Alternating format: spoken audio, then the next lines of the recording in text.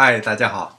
今天我要和大家分享的是一个超级好吃的鸭子的做法——啤酒鸭。找一把快刀，先把鸭子大卸8块。我称了一下，这只鸭子一共是2500克，里面的鸭脖、鸭肝、鸭胗一会儿也炖到里边。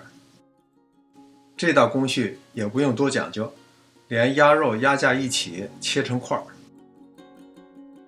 大小适中就好了。切好以后，用清水浸泡1个小时，泡出血水。接下来准备这些调料。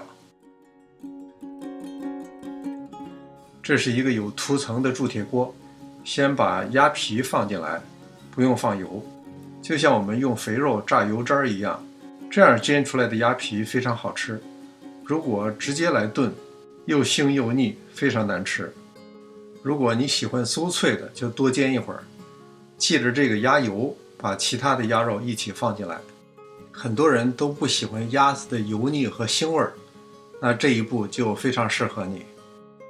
经过这样的煸炒，去水、去油、去腥，等鸭肉基本断生以后，就可以捞出。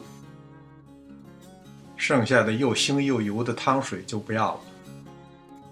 锅内下入少许油，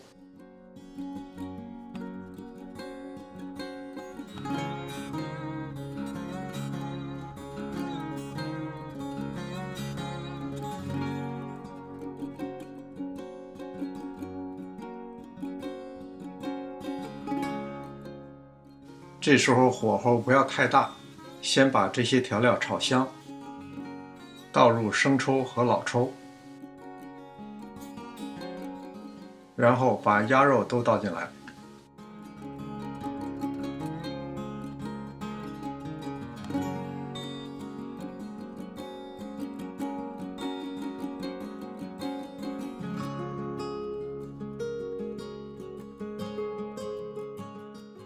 最后加入2罐啤酒，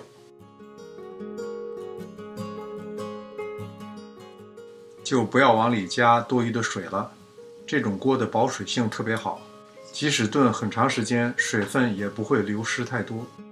盖上盖，中火焖40分钟，然后大火收汁。